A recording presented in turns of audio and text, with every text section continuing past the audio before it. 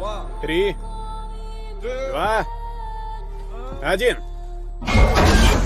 Avec un grand bruit, la portière de la voiture s'ouvrit brusquement. Un collègue tenta de porter la jeune fille, mais elle laissa sa chance à son frère. Ce dernier, boudeur, refusa de sortir. La jeune fille n'eut d'autre choix que de suivre son collègue. La seconde suivante, il ne restait plus que 37 kg de pression dans la voiture, un niveau clairement insuffisant pour permettre au fils de sortir. Furieux, le garçon imputa immédiatement la responsabilité à sa mère. Pour secourir les 3 personnes à l'intérieur, les démineurs calculèrent leur poids et décidèrent d'utiliser la même pression pour appuyer sur la voiture, ce qui leur permit de sauter instantanément. Ils pensaient s'en sortir sains et saufs, mais à ce moment critique, le garçon hésita. La bombe, sur le point d'exploser, se trouvait sous la voiture. Le collègue sortit rapidement de la voiture, se servant de son corps pour la maintenir, mais il ne put tenir longtemps. Voyant la réticence du garçon à sortir, son patron l'encouragea à faire preuve de courage et lui proposa de lui acheter un nouveau jouet après sa sortie. En entendant cela, le garçon reprit immédiatement courage et sortit lentement de la voiture, retenant son souffle. Il ignorait que les bras de l'homme aux cheveux bouclés étaient déjà épuisés. Sa collègue, constatant que quelque chose n'allait pas, tenta de le sortir de là, mais si elle le lâchait, tous les présents mourraient.